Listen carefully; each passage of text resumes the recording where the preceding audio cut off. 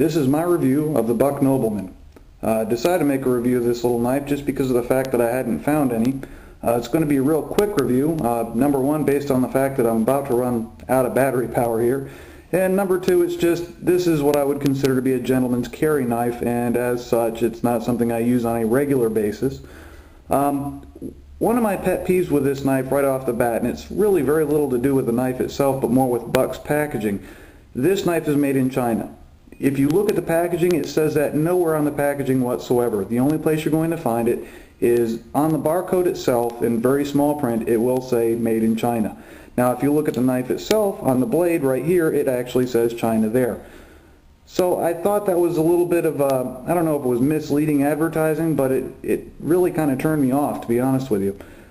The knife itself, the blade, is 2 5/8 inches long. It is tie coated, as is the rest of the knife.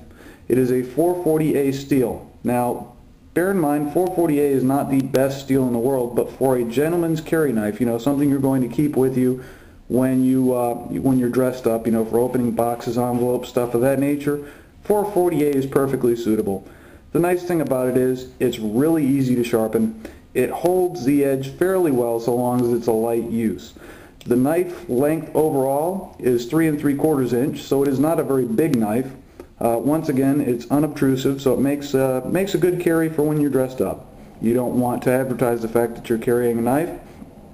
The finish, as I mentioned, is titanium.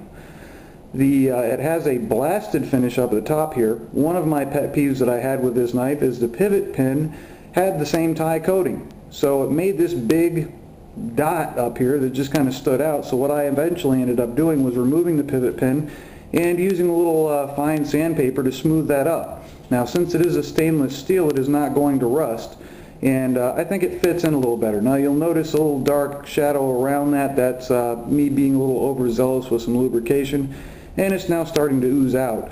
The knife, the back of the knife is open, therefore any lint or debris you get in there from carrying it in your pocket, you can blow that out nice and quick. One thing I do like is it has this nice little choil on it. That means you can choke up on this blade rather nicely. That makes it a very handy little cutter. I've cut apples and things of that nature with it during lunch break. Works very well in that regard. Really don't have anything negative to say about it. One of the pleasant surprises with this knife, honestly, was the fact that it does not use nylon washers for the pivot. It actually uses bronze washers. That makes a very smooth opening knife. You can flick it out very easily. Speaking of flicking, the thumb studs are very good size.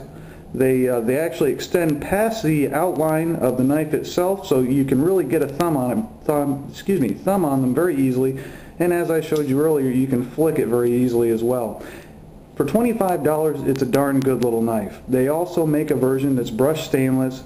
It still has this textured area up here. That one's actually a little cheaper at $20.